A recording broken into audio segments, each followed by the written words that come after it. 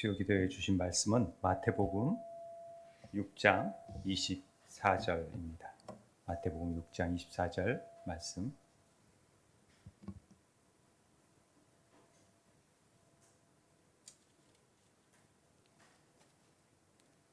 늘 계속 했던 말씀인지라 마태복음 6장 24절 말씀 우리가 한 목소리로 읽도록 하겠습니다. 마태복음 6장 24절입니다. 하우링이 좀 있네요. 좀 줄여주세요. 마태복음 6장 24절 말씀 다 같이 한 목소리로 읽겠습니다. 시작. 한 사람이 두 주인을 섬기지 못할 것이니 혹 이를 미워하고 저를 사랑하거나 혹 이를 중히 여기고 저를 경히 여김이라. 너희가 하나님과 재물을 겸하여 섬기지 못하느니라. 아멘. 우리가 계속해서 하나님 나라는 무엇인가 해서 수요 예배 때마다 하나님 나라가 어떤 곳이냐 이런 부분에 대해서 생각해 보는 시간을 가졌고, 그럼 하나님 나라가 구체적으로 어떻게 우리 삶 속에서 적용되고 나타나느냐 하는 하나님 나라의 영역적인 측면에서 특별히 재정적인 부분을 우리가 먼저 다루고자 하는 것입니다. 그래서 지금 재정 특강이라고 할 만큼 재정에 대해서 계속 시리즈로 하고 있는데요.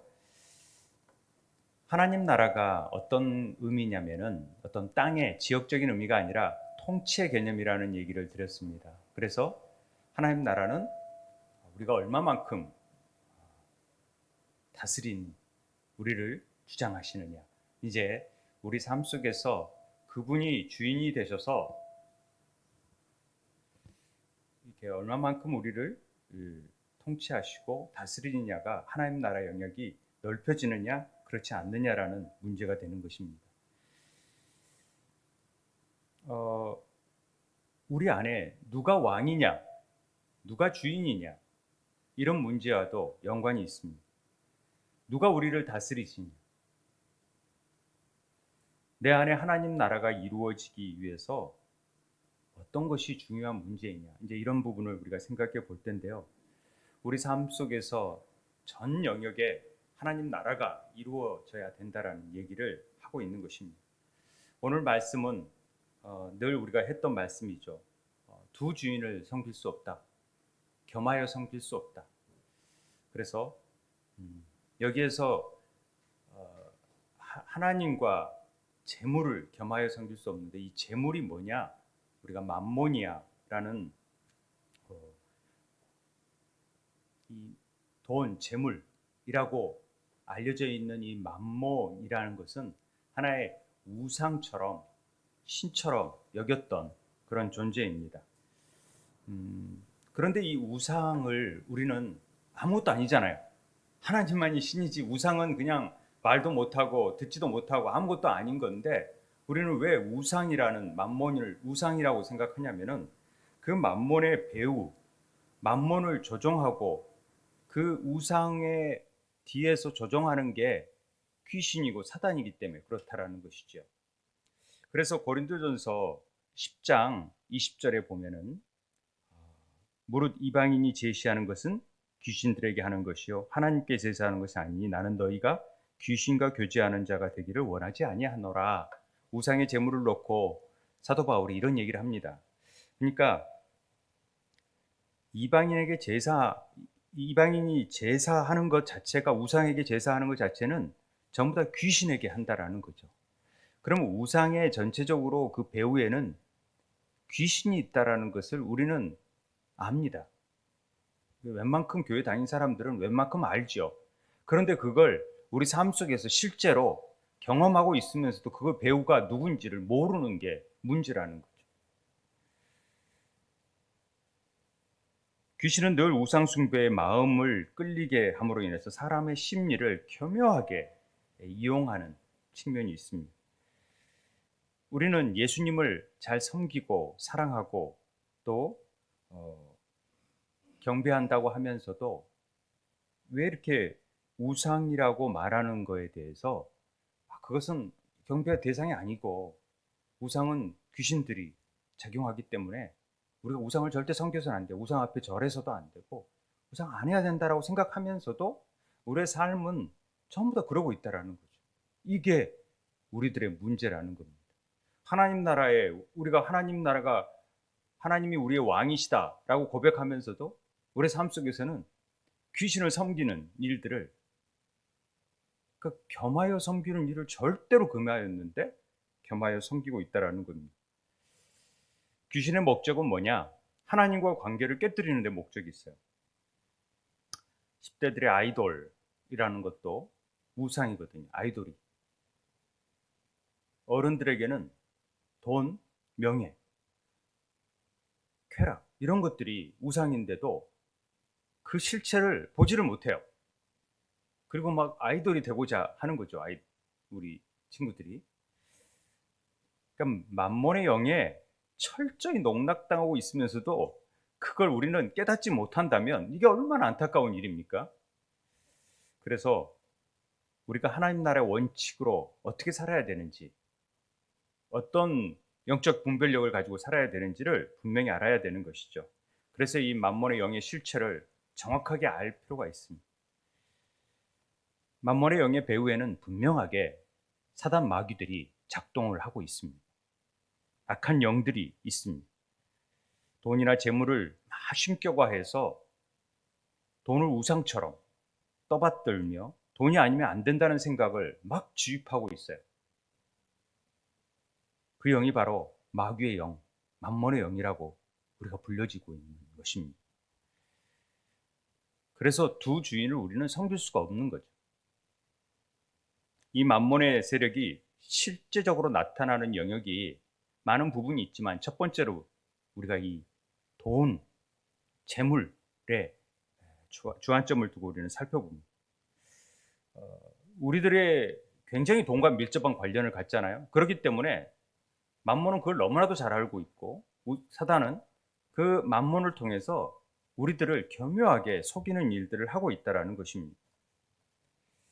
여러분, 돈과 재산이 있으면 뭐든지 할 수 있잖아요. 우리 사고방식에는 그게 깊숙이 자리 잡혀져 있습니다. 그리고 돈은 굉장한 실질적으로 힘이 있는 것처럼 보입니다.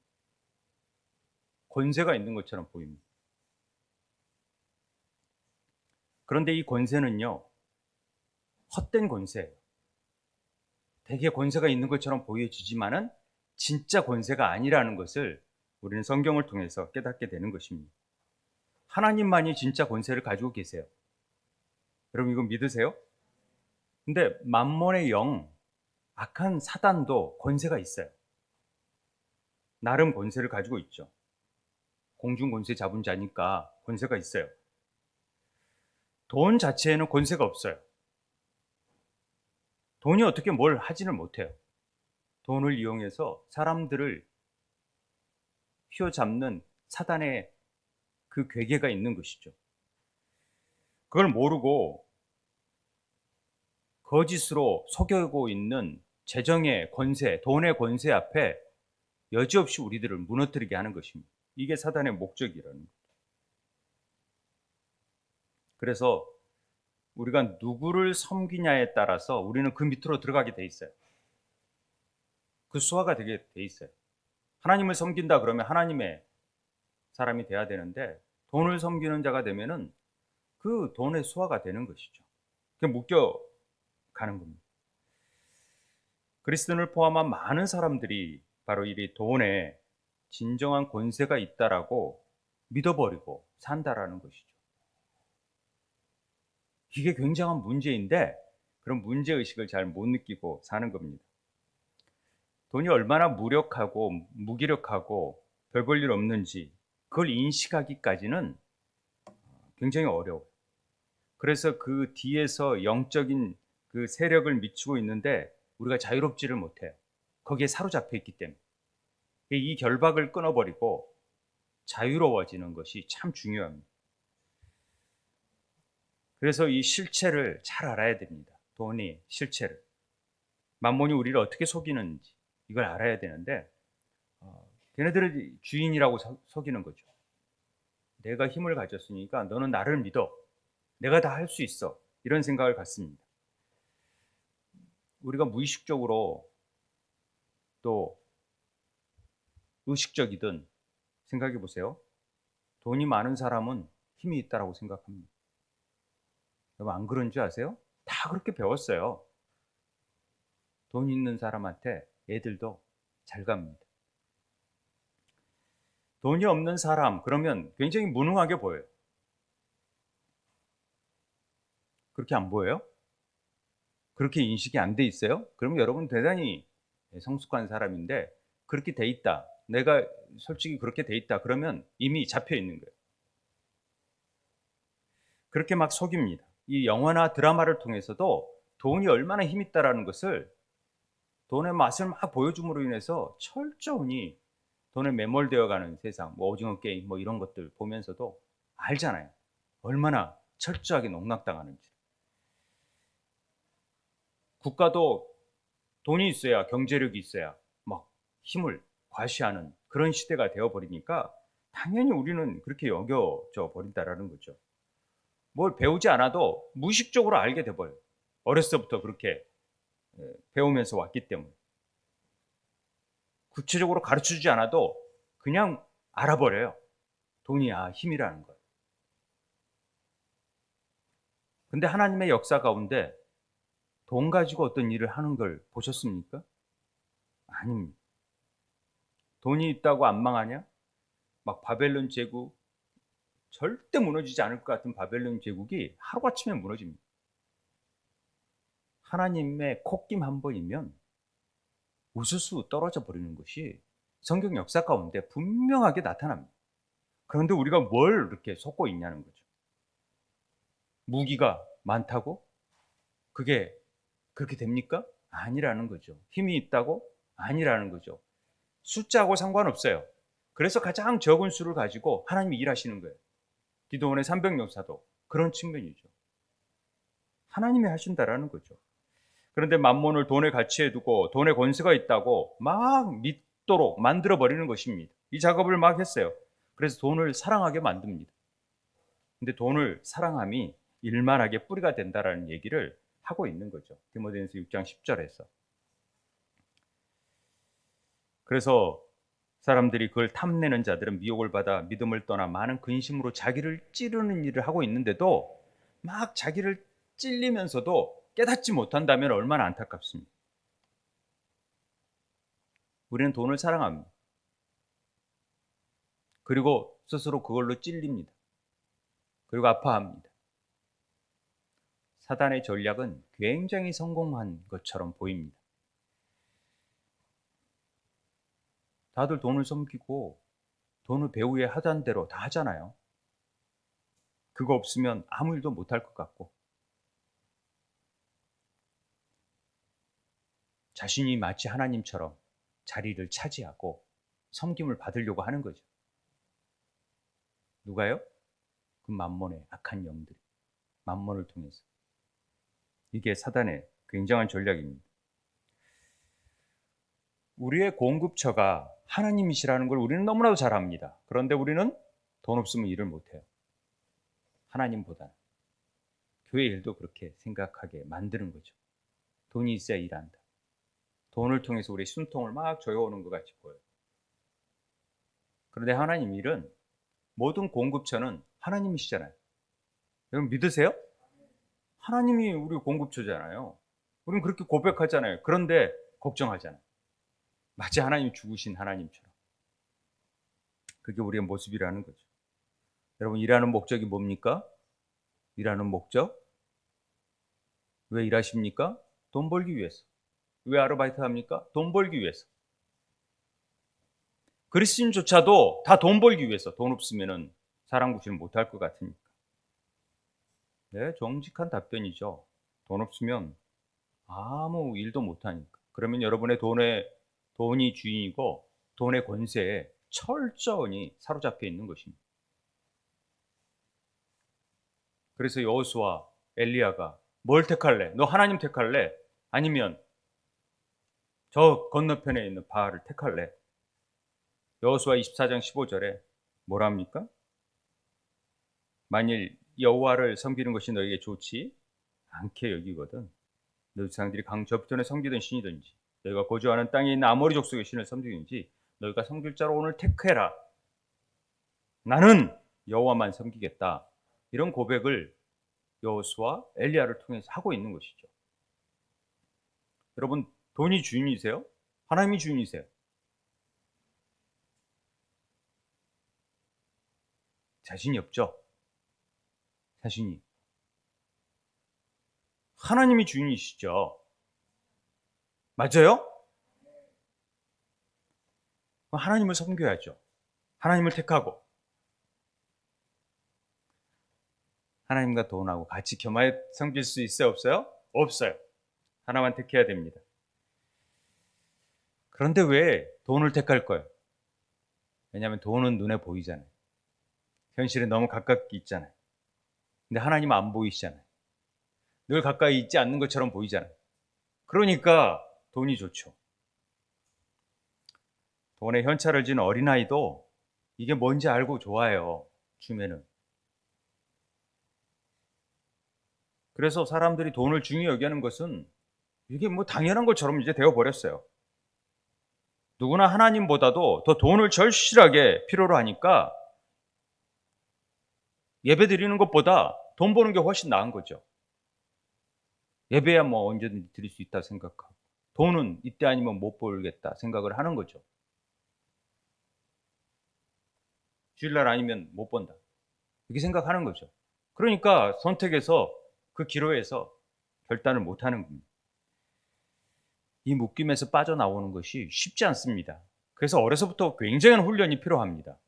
이 훈련이. 재정 훈련은 철저하게 어렸을 때 가르쳐야 돼요. 하나님이 주인이라는 것을 철저히 가르쳐야 돼요. 어렸을 때 11조 하게 만들고요. 어렸을 때 감사하게 만들고 하나님의 물질의 주권자인 것을 공급처가 하나님이라는 것. 그래서 그 하나님께 땡겨낼 줄 아는 자가 되어야지 재정을 다루는 자가 돼요. 그런데 아버지 주머니, 부모님이 재산으로 땡길 줄 안다고 하는 것들은 전부 다 망하게 돼요. 성경은 돈을 사랑하지 말라면서 하나님을 사랑하는 자가 복되다고 얘기합니다. 말씀을 묵상하는 것이 복이라고 얘기합니다. 그런데 하나님 말씀, 돈이 나와요? 뭐가 나와요? 안 봐요. 왜? 그 시간에 아르바이트 하는 게 훨씬 나으니까. 그래야 뭔가 생기니까. 이게 얼마나 현실적인 일이에요. 그리고 그걸 다 선택한다니까요. 요즘 젊은이들이. 그렇게 유튜브 볼 시간들이 많아도 하나님 말씀 읽을 시간은 없어요. 10분도. 그리고 딱 마음에 든 거 하나 올릴 시간도 없어요. 그리고 우리가 얼마나 바쁘게 사는지 아느냐. 요즘 청년들이. 얼마나 힘들게 사는 줄 아느냐. 이런 소리 하고 있죠. 돈 번이라고. 아르바이트 하니라고.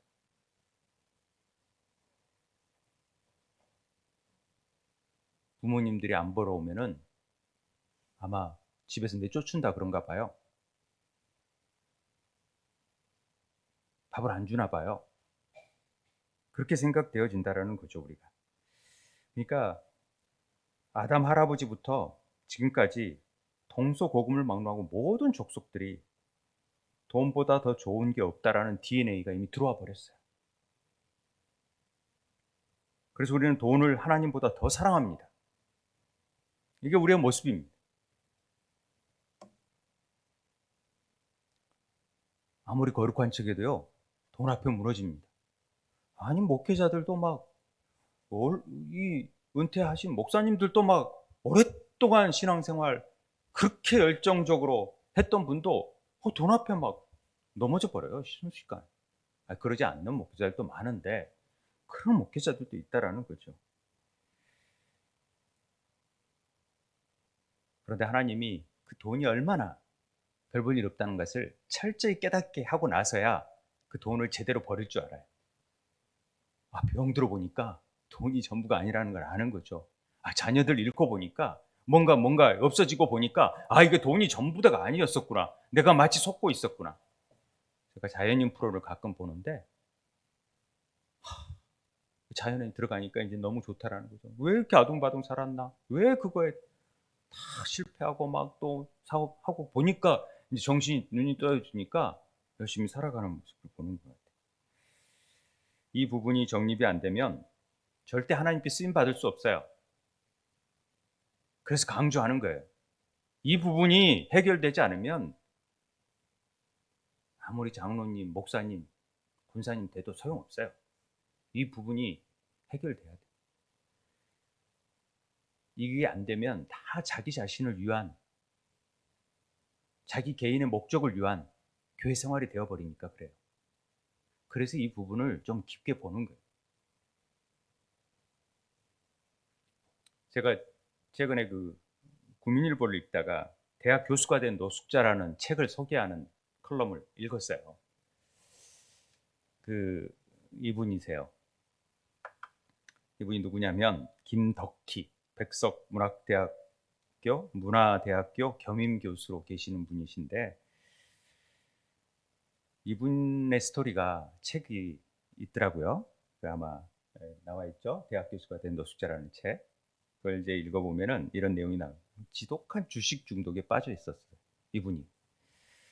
그래서 빈털터리가 되고 노숙자 생활을 하게 되었는데, 예수님을 만나서 지금은 그런 주식에 빠진 자들을 구원하는 전도자가 되어 있다라는 얘기를 쓴 책입니다. 이분 같은 경우는 저는 아주 럭키한 경우라고 생각합니다. 하나님의 특별한 은혜가 있었다고 생각을 합니다.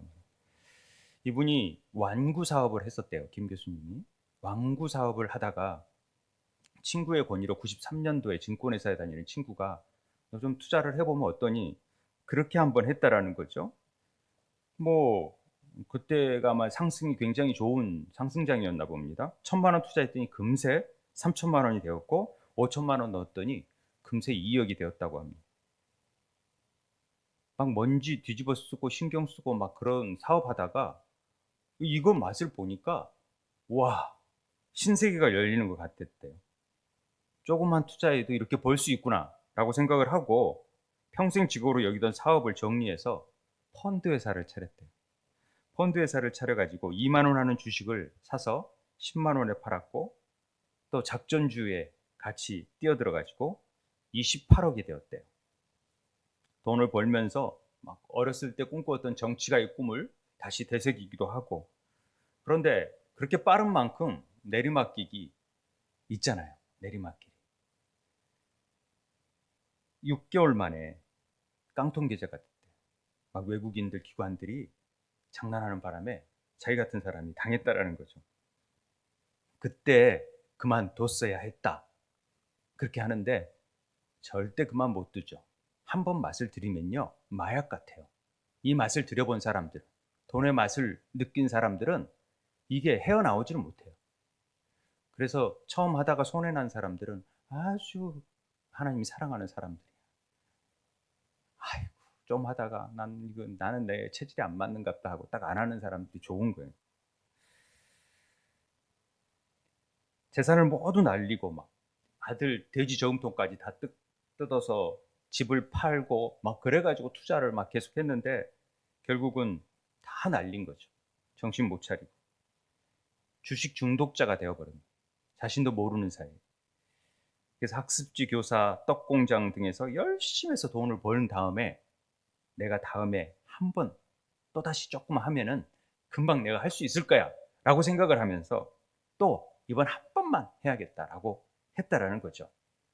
그러면 또 떨어지면 또 물타기 해야 된다고 사채까지 끌어가지고 또 하고, 또 빌릴 수 있는 돈은 다 빌려가지고 이자가 눈덩이처럼 불어났다라는 것입니다. 이게 한순간에 되어졌다고 합니다. 가정이 엉망이 됐고, 그래서 다시는 주식하지 않겠다고 아내 앞에 정말 10번이나 각서를 썼고 3번은 혈서를 썼다고 합니다. 근데 뭐 그게 됩니까? 아내와 헤어지고 집을 나와가지고 병원 약에 의존하면서 노숙자 생활을 했다고 합니다. 그래서 노숙자가 된 대학 교수가 됐는데 7번이나 자살을 시도를 했어요. 오늘 제가 뉴스를 보니까 조양 가족의 행방이, 그 아우디 차량을 제주에서 한 달 동안 살겠다고 떠났던 사람들이 나중에 보니까 아우디 차량 안에 다 가족들이 다 있다라는 거, 자살한 거죠. 그게 이제 어떤 코인이나 어떤 여러 가지 빚으로 말미암아, 카드 빚으로 말미암아 굉장한 생활고에 있었다. 뭐 정확한 건 아직 이제 조사 해보면 나오겠지만 이런 일로 인해서 한 가족이 이런 비극적인 일들을 맞이한다라는 것이 너무 안타까운 일 아닙니까? 이게 만mon이 하는 일들이에요.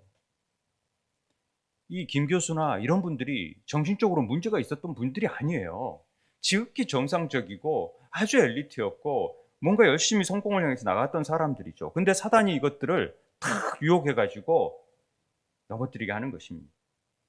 노름과 투기 같은 것들은요, 한번 맛을 탁 보게 한 다음에 이 맛들이면은 발을 못 빼게끔 만들어 버리는 것이 이런 게임, 뭐 도박 이런 것들이 다 그런 거죠. 주식 자체가 나쁘다는 얘기가 아니에요.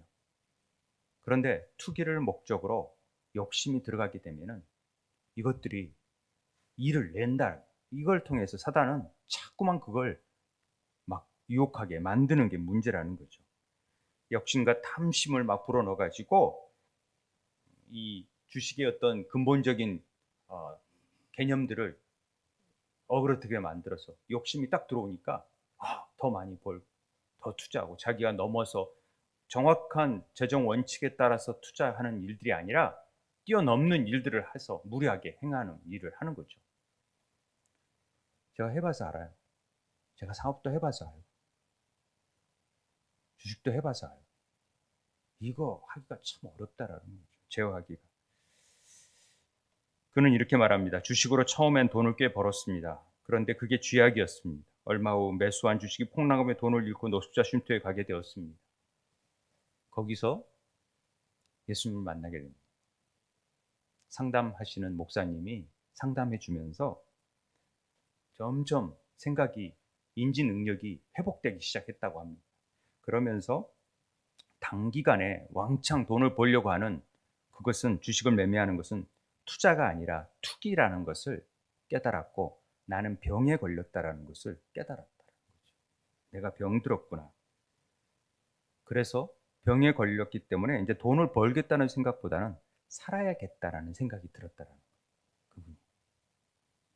그래서 2007년 10월 새벽기도 중에 눈물이 주르륵 나왔고, 하나님 함께 해주세요 라고 간절히 기도했을 때 하나님이 말씀을 주셨는데, 말씀이 이사야 57장 17절 18절 말씀, 21절까지 말씀이었는데 17, 18절 말씀이 확 들어왔대요. 그게 뭐냐면, 그의 탐심의 죄악으로 말미암아 내가 노하여 그를 쳤으며, 마치 하나님이 자기를 치시는, 또 내 얼굴을 가리고 노하였으나 그가 아직도 패역하여 자기 마음의 길로 걸어가도다. 내가 그의 길을 보았은즉 그를 고쳐줄 것이라. 그를 인도하며 그와 그를 슬퍼하는 자들에게 위로를 다시 얻게 하리라. 이 말씀을 툭 들어와가지고 이 말씀을 통해서 그가 완전히 진짜 평안함이 깃들기 시작했고 처음으로 잠을 잤답니다. 제대로. 하나님이 함께 하신다라는 생각으로 자기 삶에 확신이 생기기 시작하면서 그가 정신을 차리게 됐고, 2012년에 당당히 직업 3강사 시험에 합격해가지고 그의 삶이 새롭게 되면서 기도하기를 쉬지 않았다고 합니다. 그러면서 하나님이 이제 그때부터 하나님이 이분을, 김계수라는 분을 다스리기 시작하시는데, 그분이 상담사 자격증을 통해서 상담사 자격증을 따려는 사람들에게 도움을 주기 시작했고, 그가 가르치는 학생들은 100%가 다 합격을 하는 거예요. 그러니까 이게 하나님께서 나에게 그런 뭔가 재능을 주셨다 해가지고 소문이, 뭐 유명한 강사라고 해가지고 소문이 막 나가지고 스타 강사가 되었다고 합니다. 그러면서 그가 완전히 회복해서 서울 예원실용 전문학교와 천안 YMCA 한국자격감정평가원 등에서 강의를 하고 대한상공회에 있어서 산업재해 환자를 위해서 상담을 하고 있다고 합니다. 그 뒤에 사진이 아마 이제 이런 사진이 나와 있는 거죠. 이렇게 직업 상담사 사람들을 다스리는 사진. 그런데 이분이, 그 기자가 그런 질문을 해요. 신문에서는 그게 나오죠. 혹자가 묻습니다. 지금도 주식 생각이 나지 않느냐고. 하지만 그것은 사단의 음성입니다. 돈을 따거나 잃거나 상관없습니다. 주가가 올라 돈을 벌지 모르지만 갈등과 혼란, 불안과 불신, 괴로움으로 얼룩진 생활을 한다는 것은 그 자체가 지옥입니다. 이런 말을 남겼다라는 거죠. 주식시장이 잘못됐다는 건 아닙니다. 여러분, 주식하는 사람들에 대해서 제가 비난하려고 하는 건 아니고요. 투기 목적이나 뭔가 단번에 뭔가를 해보겠다라는 욕심은 버리라는 거예요. 느긋하게 정말로 여유 자금을 가지고 투자하면서 하는 것들은 뭐 할 수 있죠. 왜? 그게 경제 받침에 도움이 될 수 있고 그러니까. 그런데 그 분명한 선을 갖지 못하고 재정에 대한 원칙이 서 있지 않으면 쉽게 이 부분을 유혹에 빠져버리고 그러면서부터 이렇게 늪으로 빠져 들어가기 쉽다라는 겁니다. 이 만몬이 그렇게 하는 거죠. 돈이 아니라 탐심이 그렇게 만들어 버리는 것입니다. 그러니까 정신을 차려야 됩니다. 우리가 돈을 사랑하지 않으면 안 되는 세상에서 지금은 살고 있는 것처럼 보여집니다. 이게 속임수라는 무서운 속임수입니다. 그리고 또 만몬은요, 돈이 우리를 행복하게 한다고 생각을 해요. 그렇게 속입니다. 사실 행복해집니다. 좋은 옷 사고, 좋은 차 사고, 회사에서 뭐 월급 많이 주면은 행복합니다. 기쁘고. 자연스러운 모습이죠. 이걸 두고 뭐 속물 같다 이렇게 비난해서는 안 됩니다. 하나님은 우리를 행복해 해 주려고 돈을 만들어 주셨어요. 행복감을 맛보라. 근데 뭐가 문제냐? 모든 행복이 돈으로부터 온다는 생각이 잘못된 거예요. 모든 행복이 돈을 통해서만 온다고 생각하는 것은 너무 잘못된 생각이에요. 만몬은 행복의 맛을 안 우리를 끌고 다니면서 더 큰 행복을 얻으려면 더 많은 돈이 있어야 한다고 속삭이고 속임수를 씁니다. 행복과 돈이 비례합니까? 아니에요. 돈 맛을 모르는 방글라데시 같은 나라는 행복 지수가 너무 높아요.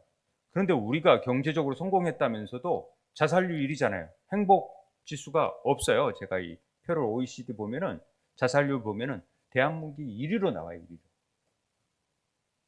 그 동네 1위입니다.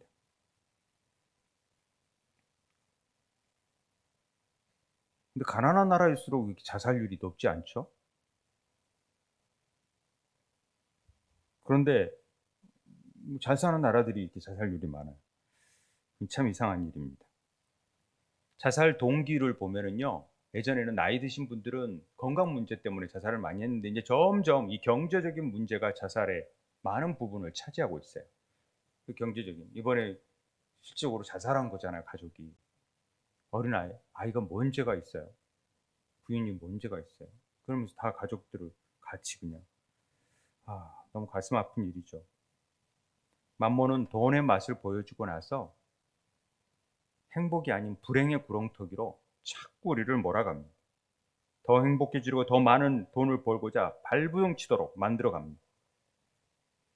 지금보다 돈이 있으면 행복할 것 같잖아요. 우리가 더 큰 아파트에 사는 사람은 얼마나 행복할까 싶잖아요. 60평, 70평 사는 사람들, 300평에 사는 사람들은 얼마나 행복하겠어요? 우리 20평에 사는 사람보다 엄청 행복하겠죠? 그럴까요? 돈이 행복해 주는 게 맞아요. 그런데 행복이 돈으로 해결됩니까? 아닙니다. 우리는요, 철학자들이 인간의 끝없는 욕심이 행복해질 수 없다라고 만들지만은 하나님께서는 우리에게 끝없는 담을 수 있는 그릇을 주셨어요. 엄청난 그릇. 그 안에는 지극히 적은 것인 돈을 담느라는 게 아니라 하나님의 사랑, 하나님의 행복, 하나님의 구원, 하나님의 은혜, 하나님의 이런 것들을 그 기업의 풍성함을 누릴 수 있도록 그걸 얼마든지 담을 수 있도록 막 주셨는데 그런 건 안 담고 엉뚱한 걸 담으니까 그 욕망이 끝이 보이는 거죠. 만몬이 속임수를 써서 하나님의 사랑을 담지 못하도록 하는 거예요. 하나님의 은혜를 담지 못하도록 하는 거예요. 그것이 얼마나 큰 건지 지극히 큰 하나님의 그 놀라운 사랑을 깨닫지 못하고 엉뚱한 데서 행복을 찾으려고 만들어 버리는 거예요. 돈보다 하찮은 존재로 인간을 만들어가면서 돈은요 우리 존재의 한 귀퉁이도 차지하지 못합니다. 그것이 우리 존재를 다 쓸어버릴 것처럼 얘기하고 있잖아요.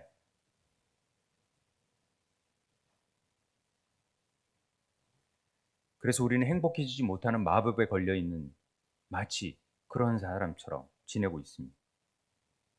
억울하고 통탄할 일입니다. 하나님은 우리를 행복하게 하려고 합니다. 행복의 시작 예수 그리스도잖아요. 근데 예수를 믿고 정말 막 불행해야 하는 거예요. 돈 없다고. 행복을 돈으로 소유하려고 막 애쓰고 믿음과 하나님을 소유를 채우는 수단으로 여기면서 기도도 예배도 봉사도 헌금도 죄다 복받기 위해서 하는 거예요. 이게 한국 교회의 대단히 잘못된 기복주의 신앙이에요. 그래서 이 부분은 책망받을 부분이에요. 한국 기독교 이 기복신앙. 우리가 비약적인 성장을 했지만은 그 물질 삼중 축복 해가지고 뭐 하나님 복도 받아야 된다라고 생각하면서 막 이런 것들이 이게 이제 그리스 정교회 쪽으로 가다 보면은 정교회 쪽은 굉장히 속사람을 강화해요. 우리 개신교도 마찬가지지만은 진짜 하나님께서 원하시는 건 우리 속사람의 성장, 영적으로 성장. 어린아이 신앙에서 벗어나오지 못해요. 그러니까 구원 받아서 그냥 우리는 복 누리고 산다라는 애 같은 신앙에서 늘 거기에 머물러 있으니까 하나님의 크심을 바라보지도 못하고 그냥 지극히 적은 것에 만족해가지고 그냥 그것 가지고 막 들떠가지고 야단이니까 교회에 많은 문제가 생기는 거예요. 어떻게 교회가 이렇게 문제가 생겨요? 그런 깊은 신앙이 없습니다. 장성한 믿음의 분량이 없으니까 그래진다라는 거죠.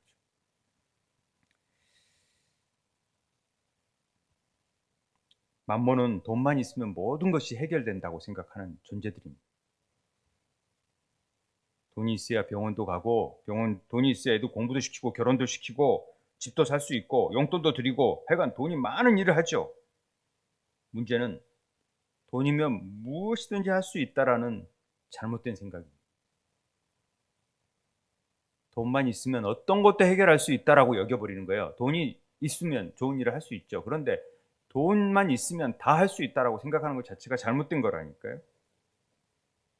이 속임수에 넘어가면 안 돼요. 근데 이게 너무 우리 안에 오컬트로 숨어져 있는 악의 본성처럼 깊숙이 스며져 있어요. 너 인생 살다 보면 무슨 일이 일어날지 몰라. 그때 돈 없으면 너 끝장나는 거야. 라고 하면서 계속 우리한테 두려움을 조장시킵니다. 조바심을 조장시킵니다. 그래서 거지같이 살게끔 만듭니다. 하나님의 왕 같은 하나님의 자녀들이 풍성한 삶을 누리지도 못하고 나누지도 못하고 베풀지도 못하고 거지 같은 삶을 살게 만듭니다. 노예선을 젓는 노예처럼 돈 모으는 일에만 급급해가지고 너무 막 아끼고 너무 그래도 안 된다는 거예요. 잠언 11장 24절에 흩어 부자여도 더욱 부하게 되는 일이 있다고 하잖아요. 그런데 과도히 아껴도 가난하게 될 뿐이에요. 아껴도 가난하게 돼요. 남을 도우는 일에 아끼지 말고 자신의 소비에 아껴야 돼요. 자신의 씀씀이는 아끼고 남 도와주는 일에는 과감하게 투자해야 돼요.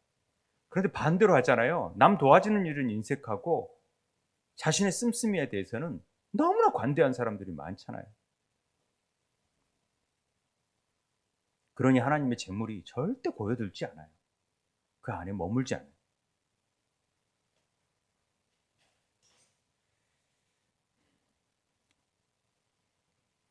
만몬이 우리를 그렇게 막 속입니다.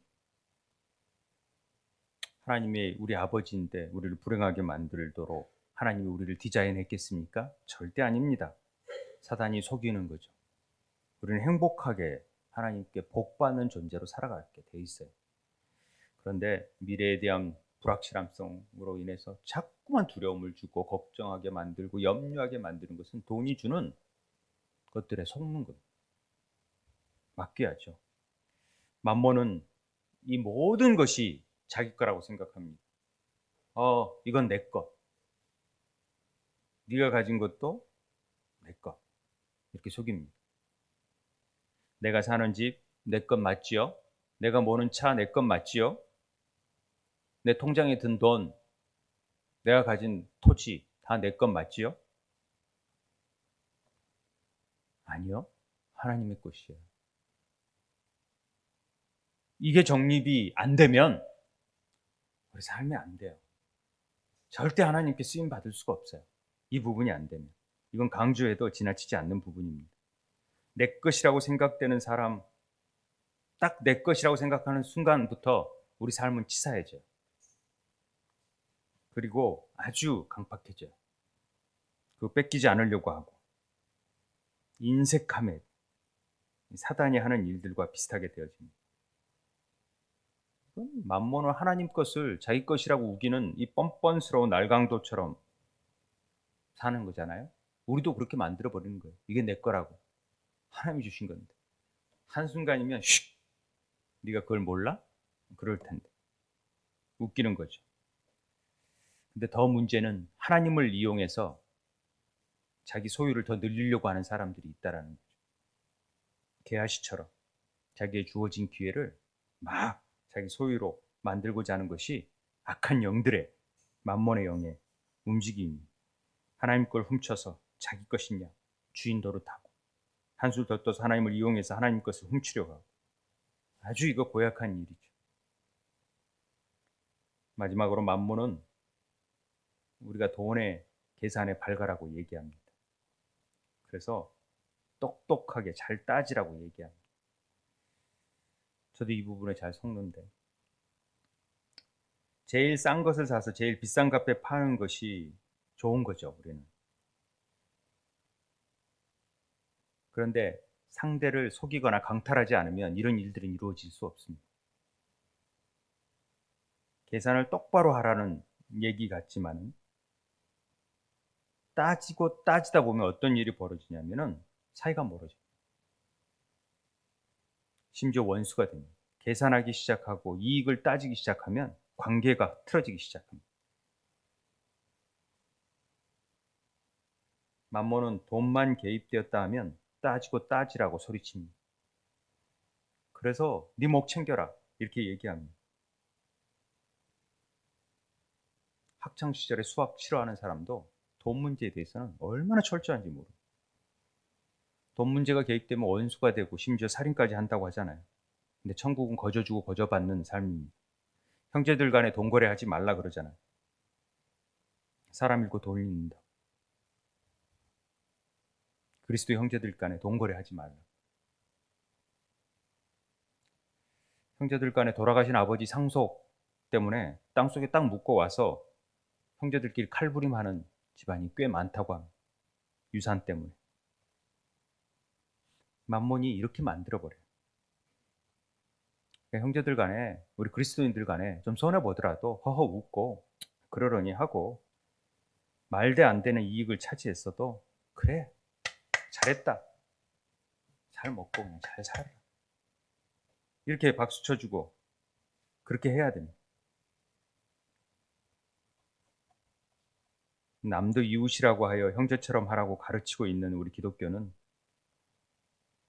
더 그렇게 해야 되는데 더 그냥 못 잡아먹어서 교회 분쟁 보면은 그렇게 사이좋은 사이라도 조금 생각 다르다고 막 잡아먹을 듯이 하는 걸 보잖아요. 자, 결론입니다. 하나님은 왜 돈을 만드셨을까요? 하나님의 영광과 사람 살리라고. 영혼 구원하라. 인간관계를 원한히 해서 그래서 하나님 덕이 되게 만들라. 하나님 나라를 확장시키라. 그런데 우리는 그 돈으로 우리는 온갖 인간의 꾀와 악독화, 포악 이런 것들을 집어내고 있어요. 내 이득을 위해 얼마나 많은 불법을 저지르고 사단을 보고 따지라고 하고 말한 대로 한 결과를 이루어냅니다. 돈만 만졌다 하면은 우리 개인의 내적인 문제에서는 이런 거죠.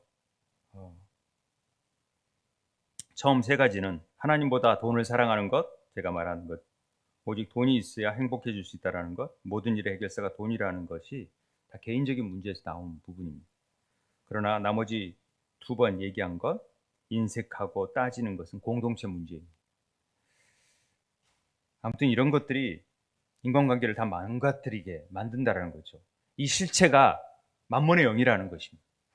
돈을 어떻게 우리가 관리하고 어떻게 재정적인 원칙을 세워서 해야 되는 것이 얼마나 중요한가 이거 알라는 것이죠. 그래서 우리가 영의 실체를 정확하게 깨달아서 좀 더 그리스도의 말씀과 성령의 도우심 안에서 어떻게 살아야 우리가 하나님 나라의 백성으로 이 땅 안에서 정말 행복하고 복된 삶을 영위하면서 하나님 기뻐하신 뜻대로 살 수 있는지를 잘 곰곰이 생각해 보자는 거죠. 사단에게 속지 말고 영의 실체를 분별하는 것도 지혜거든요.